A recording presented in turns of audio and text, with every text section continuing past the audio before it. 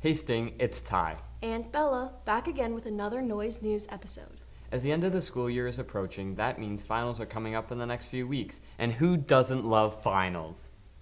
I don't, but we still have to do them. Let's see how people are preparing for them. Take it away, team. It's that time of the year where finals are right around the corner. These giant tests can require a lot of studying, and there are many different techniques you can use. I study by reading textbooks or going over notes that I've taken in class, things like that. I think the best way to prepare for finals is, again, planning in advance and then working with other people and talking through it.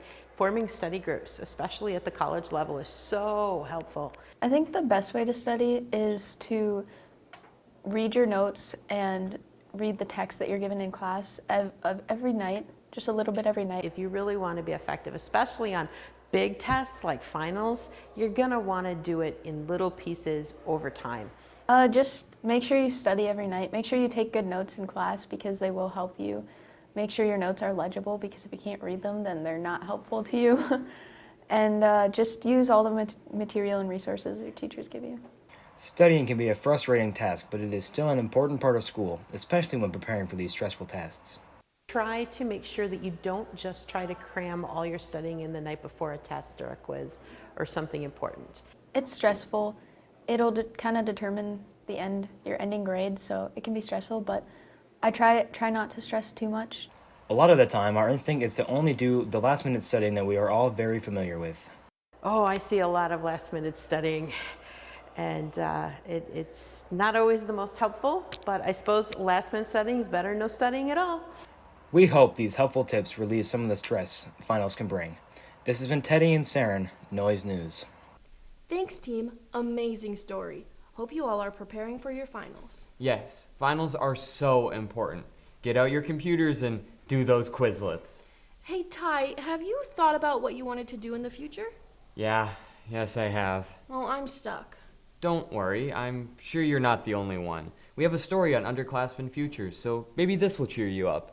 We'll see. Take it away, team. Many of the underclassmen at Spectrum are thinking about and planning their futures. I probably want to do music or hairstyling. I want to be a labor and delivery nurse. I really like the idea of screenwriting, but I also really enjoy playing music. These are passions that students have. But why? Music, I've always had a passion for it. And I started writing songs at like the age of 12, and I've been like joining choir and trying to improve on my voice and stuff, and I just like, it's also, my family's also very musical, so I guess I've just kind of grown into it. And then hair, I like found out a couple years ago that I'm like actually good at it, and I enjoy doing it. I just know a few people that do it, and it just seems like, I don't know, something that'd be fun to just like see like life almost every day. I really like writing and playing music. They haven't always had the same idea of what their future would look like. I wanted to be a professional gymnast or like a police officer. I tried gymnastics out, and I always like looked at like the celebrities. I was like, oh, I want to be like them and stuff. And then police officer, I just wanted to help out. I think I wanted to be a police officer just because they get to ride in the fun cars and go really fast. I had an idea of either becoming an endocrinologist or a surgeon. Originally, the reason why I wanted to become a surgeon or endocrinologist is because, well, one, I have type 1 diabetes. When I was born, I had club feet, so basically my feet were born like that when they're supposed to be born like that. And I had to have over 9 surgeries, and kind of inspired me to want to become a surgeon so I could help other people. There are many inspiring people that influence young minds.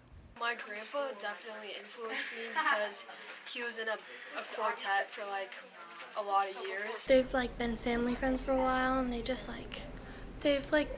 just learned a lot from it, especially like when they come home from their job.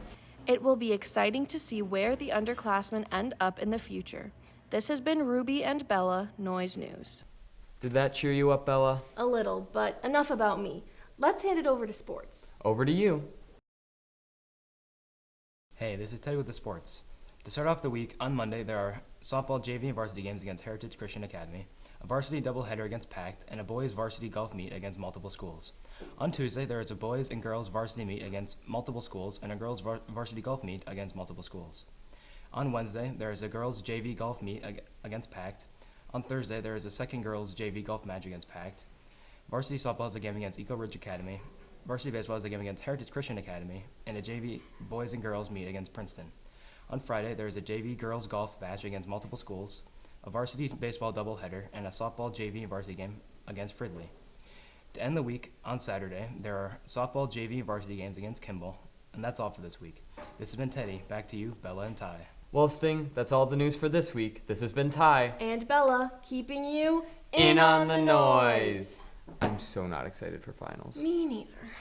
I want to go home now. I actually don't know how many finals I have. I know I don't have a science one.